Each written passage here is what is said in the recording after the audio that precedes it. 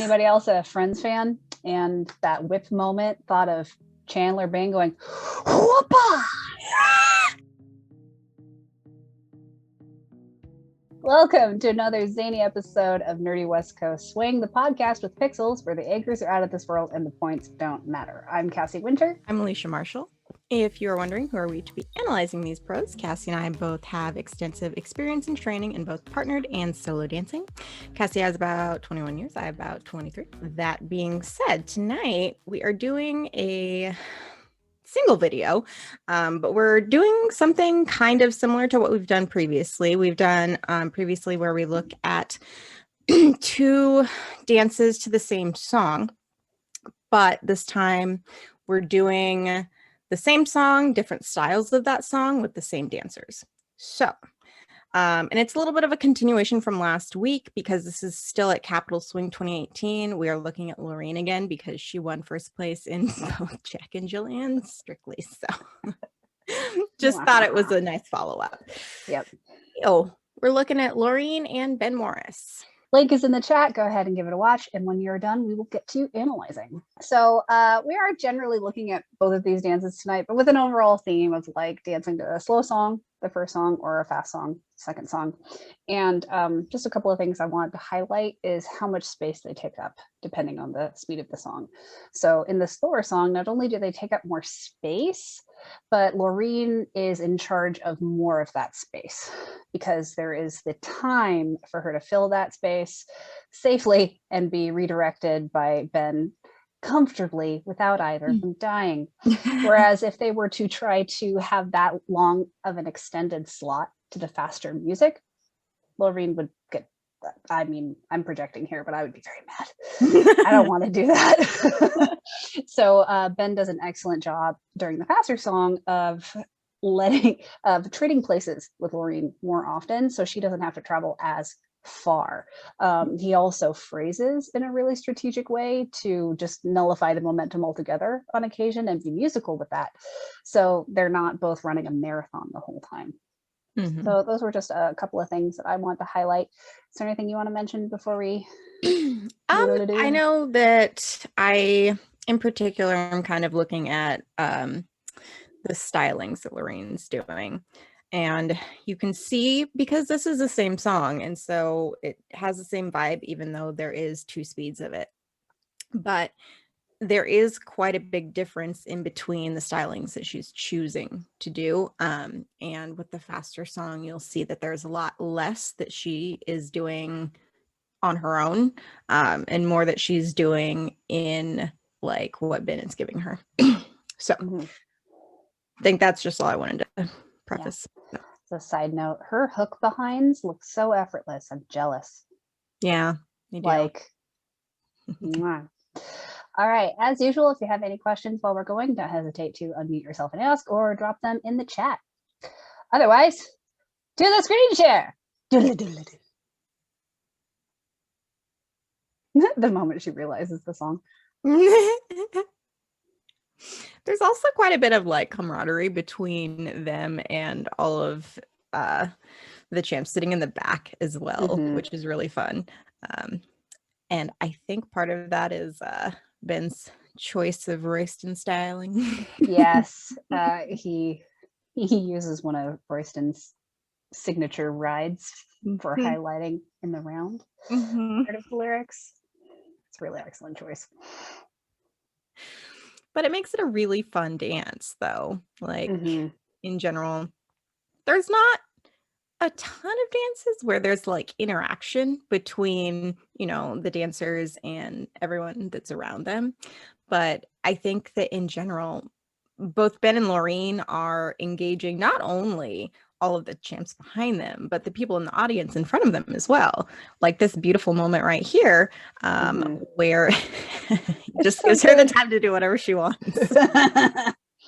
And I actually want to go back a little bit and highlight how Ben basically closes his feet, but doesn't go anywhere. So this is what I was talking about earlier, where Laureen travels the slot on her own without Ben trading places with her at all. And that's possible because of the slower speed of the song. I also want to mention that he makes sure that she has her own weight before he lets go of her hand. Yes. Because she does go into a pretty well settled, like anchored position as she comes around here.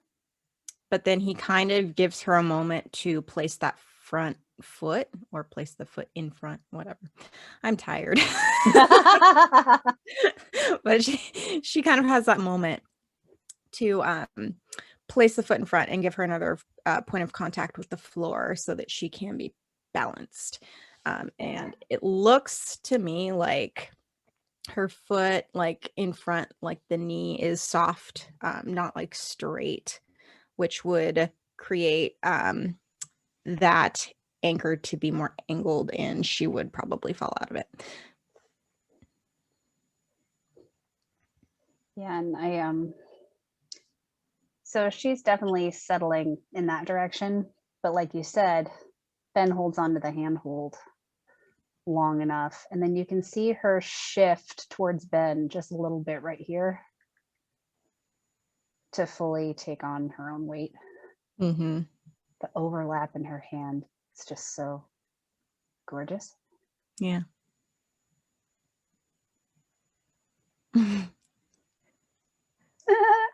I love that she takes so much time.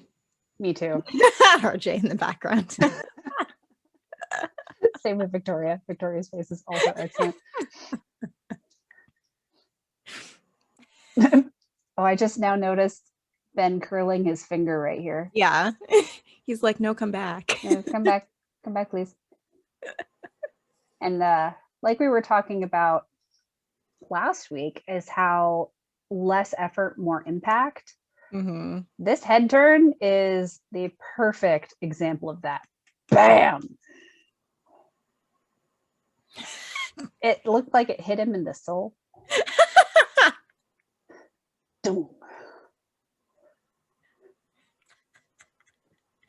I like that explanation.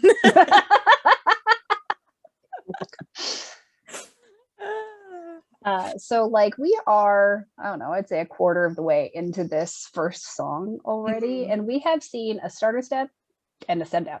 Yep. So that's it. They're really taking their time to get into the song. And that's another thing we were talking about last week. So even though he sent her out into open, they weren't necessarily escalating their energy. They were still matching the energy level of the song in that part of the phrase. Yeah. And one thing I want to say is that there can tend to be in the higher levels some like acting that happens. And I think that this is a really appropriate use of that. It's not like disruptive of what they're doing in their dance, because he sets it up, she takes over, and then they have a moment between them. But it's also appropriate because of the character of the dance, right? So she's taking on the character of the dance, and he is really reacting to that well. And they have a really good moment. Like there are some times where acting something out is appropriate, and it gives something to the dance. Yeah. Like this moment right here. Does he mouth the word round? I think so. In case we weren't sure what he was doing. In case we weren't sure what direction his hips were moving. Was that a parabola? No, it was round. Wow. We're both tired tonight. The jokes are extra special. Thank you for sticking around. At least maybe we're being funny. Yeah. Last week was a lot of information. I know we overloaded some people, so keeping it a little simpler this week. Yeah. I want to go back for a hot second. Oh, even further? Yeah. As we're connecting back up here, he's leading her into something, but she decides to do this leg thing. And then she is really paying attention to where he's at. and trying to decide what she wants to continue doing and what he's allowing her space for, which is a lot because he's really paying attention to what she's doing as well. But she really kind of started this little, I don't even know what to call it, thing that they did. Let's call it a ride in the round. Sure. Because this is part of Ben's genius, is he'll be punny with his choices of patterns. Yeah. So he's not doing something unnecessarily cheesy and obvious. He's making more subtle choices that still match the lyrics of the song. Yeah, even though we kind of started with something that wasn't as subtle, but still very effective. We then move into something that is equally as musical, but it's less obvious. But she really takes this opportunity, especially as we come back around. And you can kind of see as she goes into that split, she really commits to it and performs it. So she takes that moment to engage the audience in what she's doing. She could easily just go into the split and have it be a really pretty split. But she not only goes into the split, she turns the head, and then as she comes up, makes eye contact with that audience right in front of her. And that's very engaging. That gives it something extra. But it's not anything that's disruptive of what Ben is leading her or supporting her in. And I just want to highlight, because it's a little hard to see because of the judges in front of her, but the lovely arc through her upper body, finishing in her head. So it's not just her head and neck tipping. She also has an arc to her spine. Right.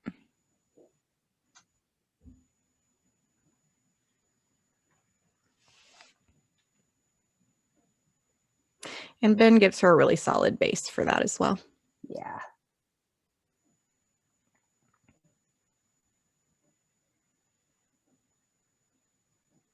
So really, so far, we have a lot of Laureen making choices to take what he's giving her and really extend it and make it into something that she wants to do. All right, random technique thing, not necessarily on topic, but I'm going to highlight the path of the hand that Ben takes, finishing out this inside turn. So it comes to the end of the slot, and then it comes back to him. And this isn't necessarily something you always do. It's depending on the spacing between you and your partner. But based on the way they're spaced right now, it's a really appropriate choice. And see, what's really common is for leaders to take this hand from this point right here and just bring it straight down. And when the follow has such a round shape, like Laureen has in her frame right here, that ends up breaking their frame, and they have to disengage from the leader in order to protect their own shoulder. And then it takes more time to reconnect afterwards. But the way Ben is leading kind of a U-turn in three-dimensional space for her, it's allowing them to strike into this really supported anchor step right here. Yeah. Because Ben is using that connection actually to help stabilize his hip motion. Because he's countering, you can see very much how there's a strong center counterpoint here, and there's a lot of tension. Yeah. And they're both moving away from it while extending their arms.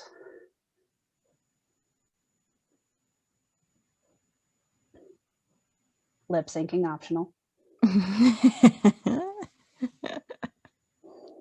And I don't know, this is an interesting question for you, Alicia, because I remember when I was a baby Westie, so many of them were like, don't lip sync. And I feel like there are certain times when it's totally okay to do that, just sparingly, if you're like in the zone with your partner and you're having a good time. If you're lip syncing the whole thing, yes, that's a problem. Yeah. Unless for some reason the challenge is a Broadway medley, then maybe lip sync the whole thing. But I think it can be a part of the performance when just sprinkled in like seasoning. What would you say? Yeah, no, I agree. I would say, so if you watch a lot of the Champ follows specifically, when they kind of really get into their dancing, they will mouth a lot of the words, not so that it's obnoxiously obvious. Like if you look for it, you'll see it. It's there quite frequently. And not all of them, but a lot of them do. And I think that that's something, you know, when they're really getting into the music that happens. But I know people do say that it's distracting. It can be depending on how you're doing it. Like if you're very obviously like mouthing words, yes, that's going to be distracting. But if it's just like, you know, like Ben just did, you know, he kind of mouthed the word round, but it wasn't like super obvious unless you looked for it. But I know that for myself, when I was working on our choreography that we did in our first routine, I choreographed in some mouthing words because it made it more impactful. So it is appropriate in some moments. And I like it as an added piece to, you know, whatever you might be doing. Just not all the time, not 100% of the dance. Agreed. Cool. I love it when topics come up that you and I have somehow managed to not talk about yet. Because those topics are few and far between at this point. Sure. Another thing that it occurs to me is like if you've done any sort of singing training, you know how important the diaphragm is. And if you're lip syncing to accent something, especially something powerful, so not Ben's round, for example, but if it were like a really powerful note in the lyrics that you want to accent with a really powerful pose in your dancing, the miming the lip sync with diaphragmatic action will help you actually strike the pose in a more powerful way.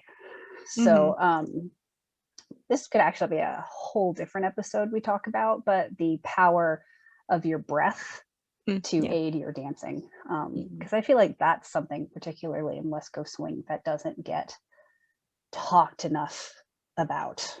I actually talked about enough that in our idea. Sweet. I love it when we're smart.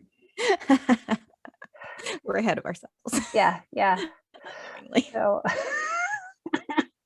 I want to highlight this next pattern, and I want you to pay attention to how far Laureen travels.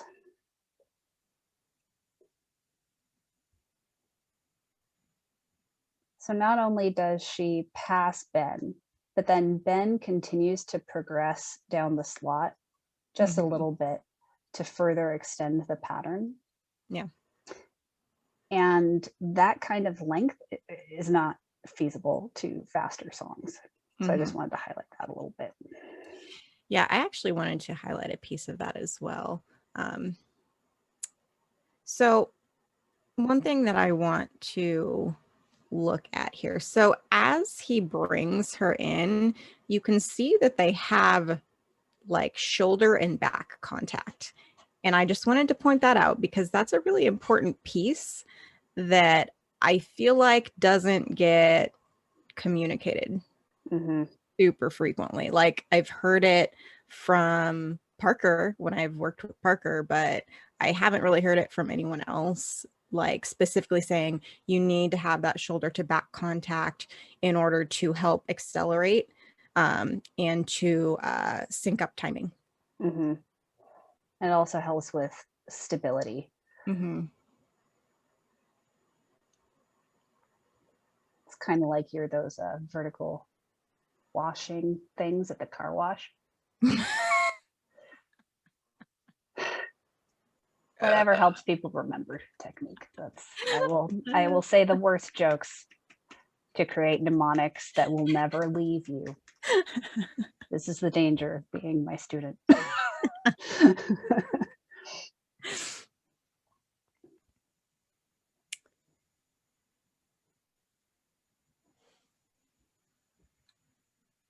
The cushion on that sugar push is so excellent. Mm-hmm. So we got count 1, count 2. There's already compression in the handhold, and then he absorbs her through 3, and the compression is growing. Mm-hmm. But she traveled so far forward on that 3 compared to her 2. Yeah. And again, that's a thing that you don't have the time for in faster songs. Mm-hmm. I actually wanted to add something. So in that particular, in this sugar push that we go into here, Laureen in general can sometimes look like she does have very stiff arms, like when she is using her frame. But I wanted to point out that she actually doesn't. It just kind of looks like it the way that she chooses to hold her arms. Because if you look here, as she's going in, she's allowing her body to move in towards her hands. Mm-hmm. And even though her elbows are then coming out, that's just kind of because that's how Ben's leading it. But that really shows me that she is having a variable frame, even though it might not look like it in some of her dancing in general, just the way that she holds her arm. Mm-hmm.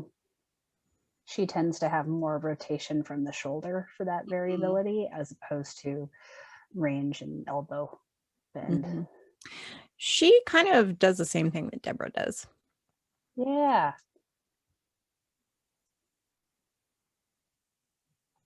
And I think part of that is just from like older style technique that is still used.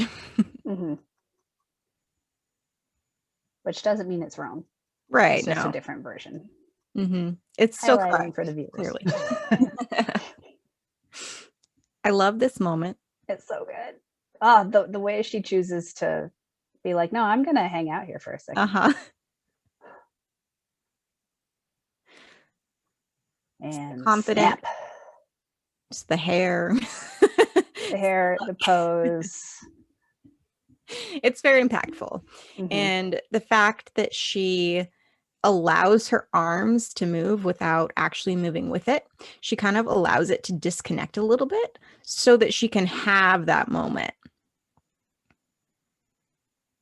Right? Because if she were to like totally allow herself to be connected to her arms, she'd be rotating earlier. Yeah. But then as he gets right about above her head, she then reconnects to it and allows herself to rotate with the arms. But I want to mention that that is very intentional on her part because she wanted to have that moment where she didn't really move and really had that eye contact with the audience or judges or whoever's sitting right up in front. Yep. Pro tip, if you know you're going to be in a spotlight, ask your best friend to sit on the floor as close to the judges as possible. And because you're comfortable with them, you make eye contact with them. And having that confidence in looking at them, it'll engage the rest of the audience. Mm-hmm. So, sneaky pro tip. Meanwhile, as I was alluding to earlier, Laureen's ability to hook behind is just divine right here. Bam. So not only can she lifts her foot so high with a lovely point to the foot, and then the way she hooks behind and then is able to settle into her right hip, because right at this moment, her body is this way and her hip is settled into that, even though she hooked behind with her right foot. Yeah. And she's settled into that right foot, like chef's kiss. Mm-hmm.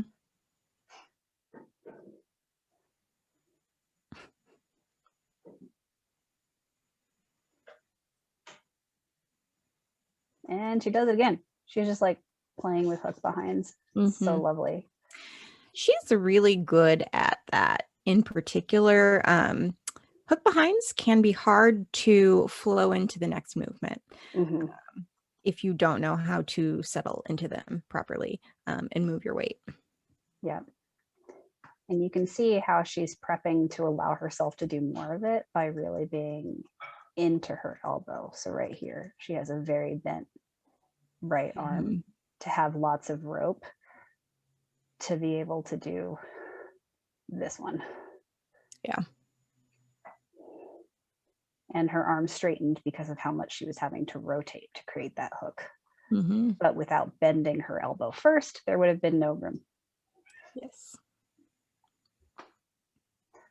All right. Yeah, it's very much one of those things that you have to give yourself space for ahead of time.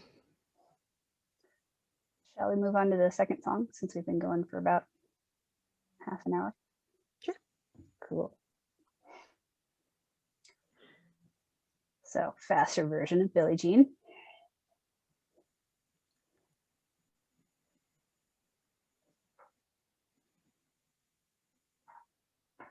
There's something extra satisfying about dancing West Coast swing to Michael Jackson, if you ask me. I don't know why. Yeah. I don't disagree with you.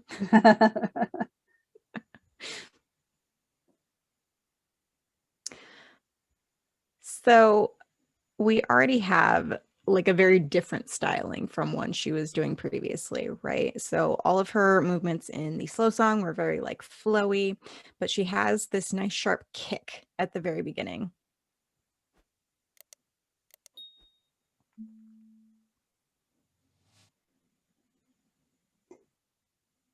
So here we had some double resistance, which can be really helpful for faster songs. So we have 3 and 4, and you can notice how Ben's elbows are really bent right here. He extends out 5, so they actually hit max tension here, but in a way that the follow can be a little bit more forward pitched. And then on and, they both come towards each other again.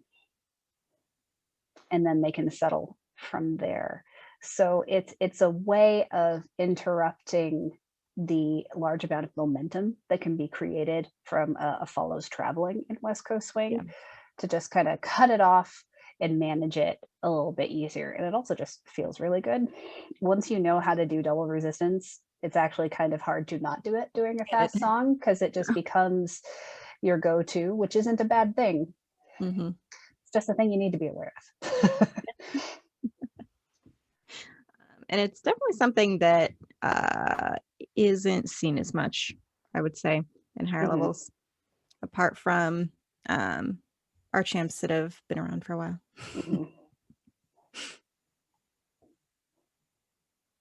And I love how Laureen does a really super subtle kind of body roll through it. Yeah. She kind of allows herself to like catch with the upper body and like flow through with the lower body before she settles. And I would say that's a little bit more of an older style as well, wouldn't you say? Yeah. Still excellent, but we tend to see a little bit more rigidity in more contemporary follows as opposed to that overlap through the body.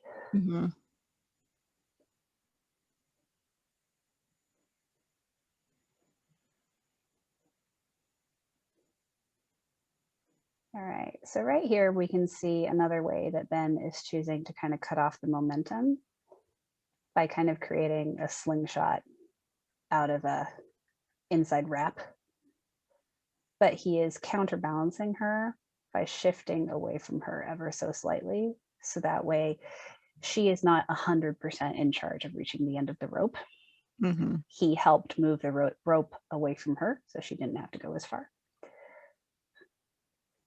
And then he continues to trade places with her. So, because up until this moment, they had done several patterns where Laureen was having to travel a lot more. And so not only is this an appropriate phrasing choice, but the magic of phrasing well is it means you work less hard. I remember I drew the lovely Ann Wood at the All-American for Swingcouver 2018. Probably. Yeah. And she was halfway through a pregnancy at that point in time.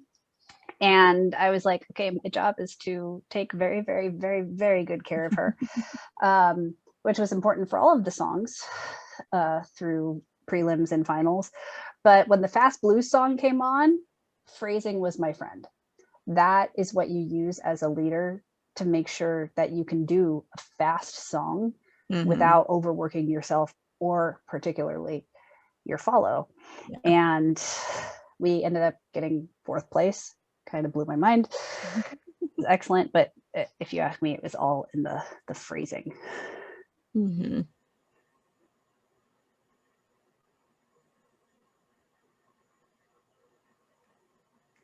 In particular, these sharp hits right here. Like Laureen wouldn't be able to do all that movement on her own. So the fact that Ben, whoa, I had not made a thumbnail for that, apparently. Okay. But Ben is covering half the distance with her. And it creates this really interesting optical illusion because as audience members, we have a tendency, our eyes are drawn to the follow more often than not. So with us focusing on her, unless we know to look for it, we don't necessarily register how far Ben is traveling. We just see her appearing to travel so far. It's like, oh, look, she's on the other side of him. Huh? But they traded places. And again. And again. And I definitely want to note that even though they are having those really like sharp stopping moments, there's not too much time where he isn't either absorbing or prepping. Mm-hmm. Yeah, she has more pause in between things than he does. Because he's just creating the conditions for her to have a more staccato movement. Yeah, and I definitely wanted to point that out because I feel like a lot of times I think leads forget that if you want the follow to do something sharp and on time, you have to like prep that so they know that they're going to do it. So even though you might want to be hitting something specific and very sharp in the music, you still have to have some prep and follow through. So you will not be as sharp in your movement, but your follow will be. Yeah. And then you still have to absorb. So particularly with the, like you can see it right here, how his forearm moves down the slot a little bit to absorb her back so she's not running into a brick wall. And then right here, you can see him set the center counterpoint, but then he favors it towards her ever so slightly. So she has the physical space to hit that pose sharply. So, because what you don't want to do is to like force a follow to hit something sharply. You need to just create the conditions and the space for it and still absorb their movement. Ultimately, it's their conscious choice to hit something sharply or not. Because if you're creating a sharp connection, that's all that's going to do is going to create whiplash, and they're more likely to hurt themselves or disengage from you to prevent from hurting themselves. Yeah. And one more thing that I wanted to note, when Ben was leading those really sharp hits for Laureen, he was not using just his arms. Like his arms were there as a tool, but he was using his body to move her whole body. Yes. Because at that speed, you really need to. Aaron said, how do you signal to hit something sharply safely? So that comes from an acceleration into the pose and then being very supportive and absorbent on the other end, but firm. You don't want to be so absorbent that like Laureen would fall over here. But here, let me go. You said so, a sponge almost. I'll have to think about that. But so like Alicia was just saying, how Ben is using his body to lead these movements, you can see right here, he's traveling that space faster than he was in the previous trading places of this sequence, which means he is having a lot more power to lead her out of it. So he's applied a lot more power into the part right before the hit. And then he's being really stable right here. So she has something to run into. But as soon as he starts feeling tension, he offers supportive cushioning and counterbalance. So whenever you see something you really like, you have to reverse engineer back 2 to 4 counts to see where the actual key was, the key change that actually created that result. Yeah. And I would say that in terms of like looks, it looks as if he is using her to move himself. And that's just because of like they're both using full body weight. Yep.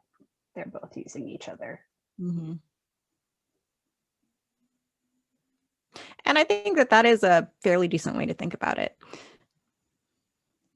Yeah, I actually, personally, as a leader, the faster the song, if I have a light follow who's not giving me their full body weight and really grounding and settling into a connection, the harder I have to work. If I have a follow who is fully grounding and counterbalancing me on the other end, and there's a heavy connection yet responsive,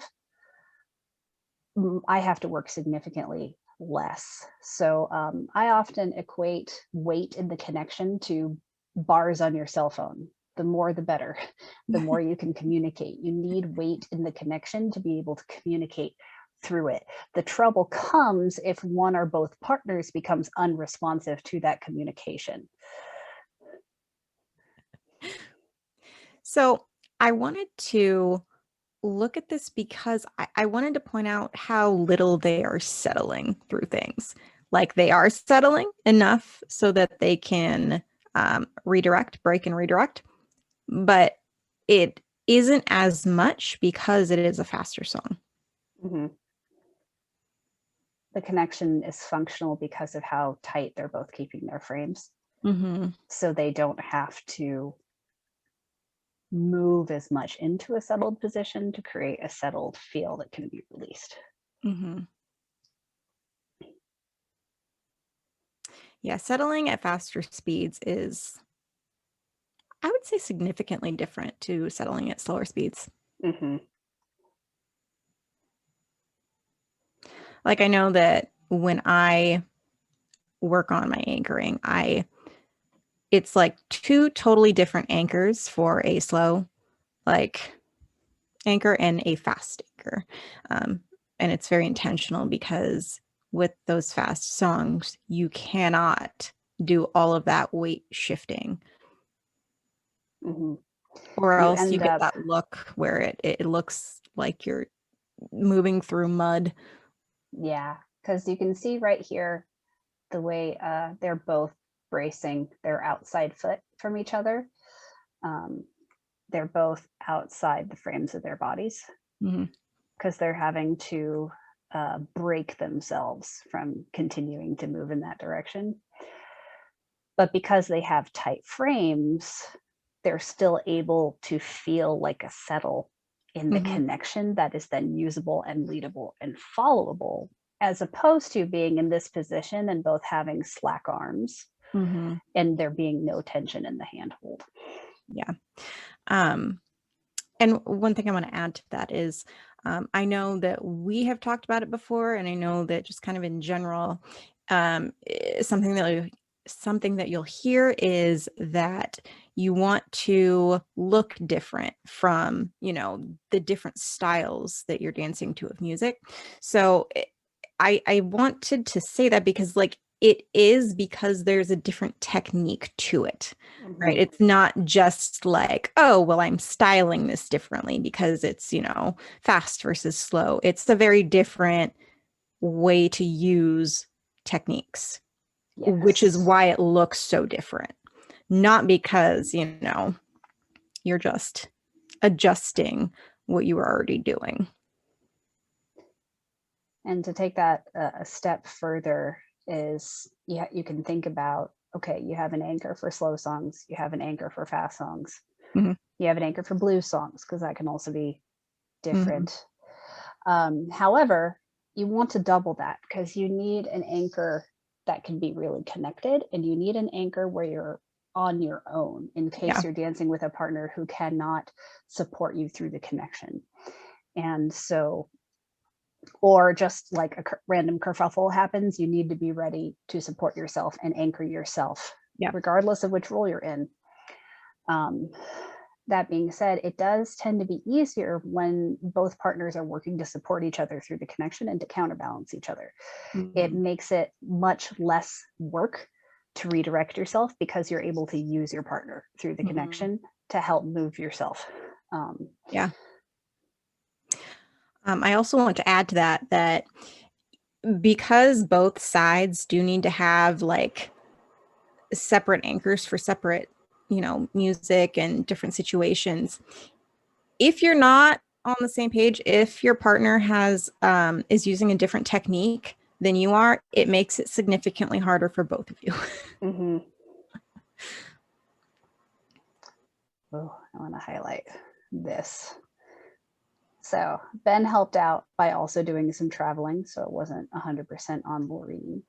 And then he noticed that she was doing this really cool, and there's that hook behind again. It's just divine. Mhm. And he's like, oh, I shall come back. And he launches himself through space. Because timing. Because timing.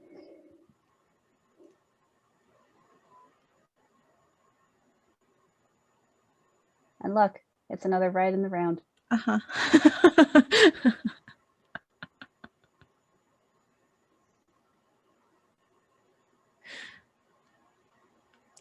Looked a little more upbeat though. Yes. Yes, as opposed to the slower version from the Mm-hmm. previous song. Yeah, very much so. Ooh, I'm kicking things over. Okay. I thought it was your cat's turn to be annoying tonight. Oh no, I let her out before we started. That was wise. So here again, they've just done a lot of traveling, both of them, and Ben is taking advantage of the natural phrasing in the song Mm-hmm. to give them both a break. And also calling back to how they were styling the phrasing earlier in this same dance. Yeah. Another thing that I wanted to point out. So when he puts her in that slingshot Mm-hmm. initially, um, you can see that he is going into like a lunge, right? So he is taking himself down diagonally from her. And that's important because if you watch what she's doing, she's lifting up that leg. So she is just kind of, based on the movement that she's doing, moving more upward to come around, even though she is really settling back into the connection. She's moving up and around rather than just like flat, which gives it a more dynamic look. But he's countering that by having that downward diagonal connection. Yeah, and that's the thing to really be aware of as a leader, because it's really common as a leader for your body to just naturally angle like this when you're doing things like a slingshot. Mm-hmm. But unless you have a very particular angle you want to put the follow in, it's often better to be more reactive and to react to the follows shaping and to counterbalance them so they feel more stable, instead of just arbitrarily going into a shape that is comfortable for you, but then the follow has to compensate. So for instance, if Laureen was not doing the styling that Alicia was just describing, she might be tipping over to the left in order to reach this hand hold. Yeah. Because she wasn't ready. Oh, I wanted to say something and it totally just went out of my mind. It's okay. It'll come back. I love how we're like, we're both tired. And then after 15 minutes, we're both like nerd. What did I want to say? Well, I'll talk about the Royston thing while you think about it. Okay. So this is the part where Ben goes into one of Robert Royston's signature rides, which we saw Royston lead Laureen in last week's episode. Mm-hmm. And it's funny because Ben is leading Royston's partner from back in the day, and the fact that Robert led her in it at a different time. I actually don't know which came first this weekend, this dance or the Jack and Jill. I don't know. It was probably this one. Probably? Yeah. But the beginning of it looks like he's making eye contact with Royston. I know. Because I think Royston's sitting over this way just a little bit.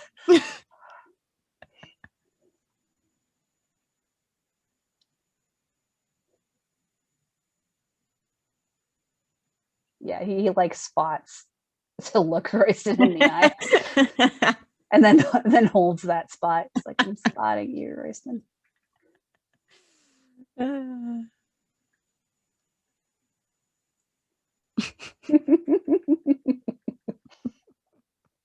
good. I love how both RJ and Malia look directly to Royston. Right? He stole your move.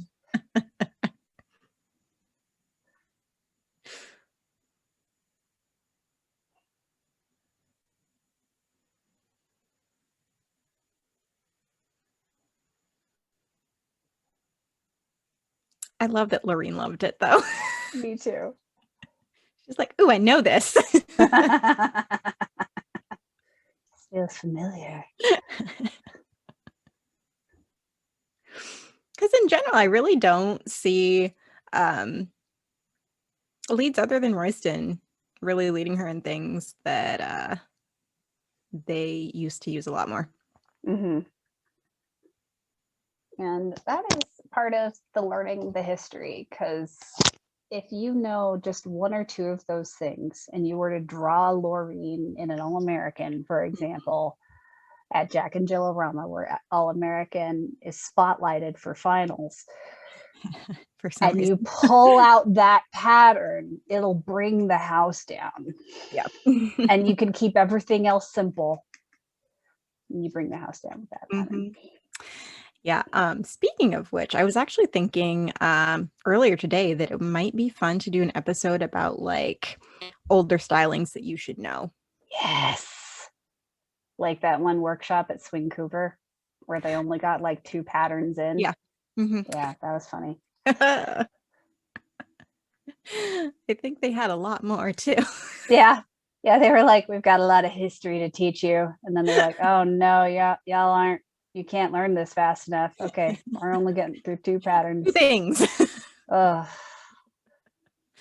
Alicia and I were just auditing that class because we were saving energy. Yeah. It was interesting to watch. It was.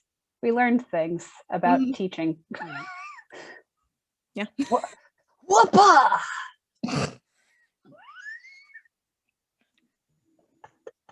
Victoria's like, he's my classic partner.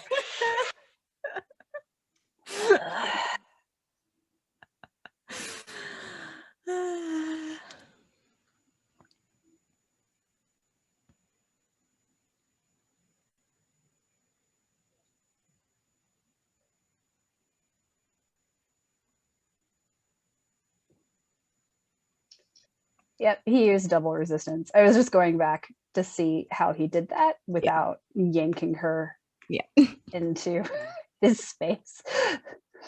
So double resistance outside at the end of a turn is much more nuanced, because then you've also got lateral rotational tension to incorporate.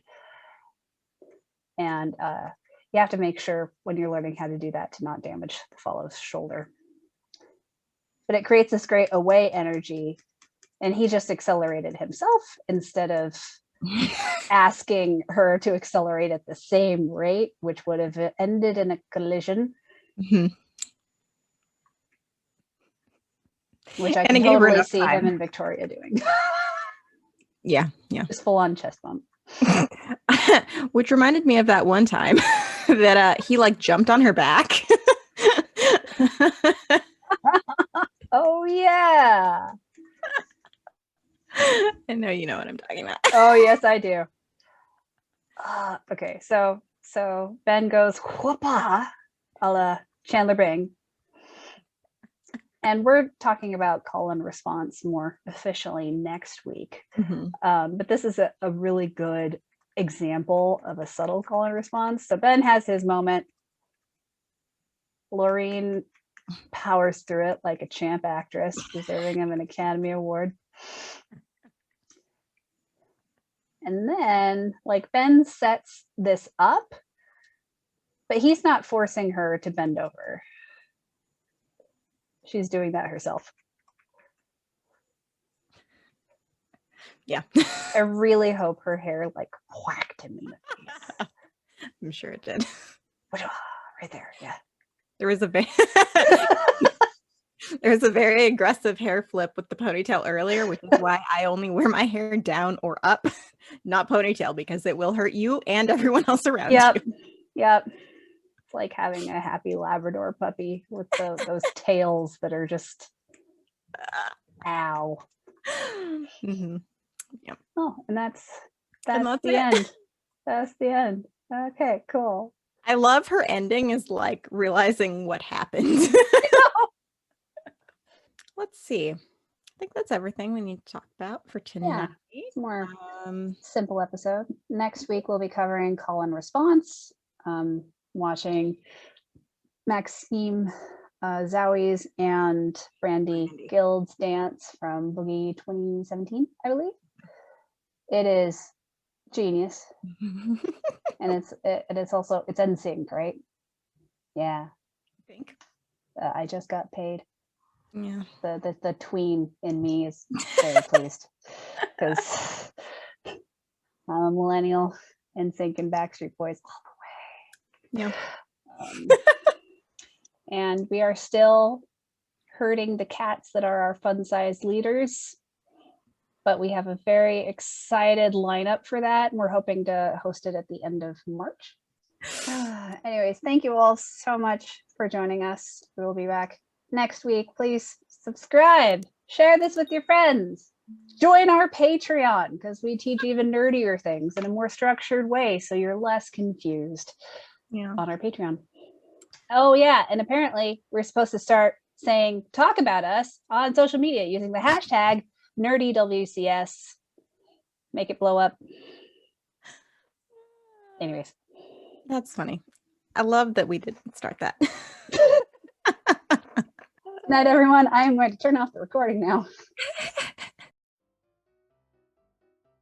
It would help if I didn't alt-tab away from the Zoom. I want the chat, not a different program. I've got like my radio announcer voice on tonight. Yeah, I don't. Apparently I have my salty voice on tonight. I love how when Deborah's out of frame, I can still see her arms being excited. Whoa, why does it keep... I never change it from the pen. It was suddenly on text. Anyways. You should just feed him. Oh, is that what you want? Yes. Our cat decided to throw up his breakfast this morning and then have the audacity to beg for food ever since. So it's been a great day. As I was saying. That's a very extended anchor. Okay. Okay. I put a new bookmark. It's always that like delayed. Should I be remorseful? I'm not sure. We're gonna pretend I shouldn't be. It was all on purpose. I try to be respectful to my partner and not whip them in the face. It's one of the benefits of being tall. My hair just clears their head when it's in a ponytail. It's like a skip it, but above instead of below.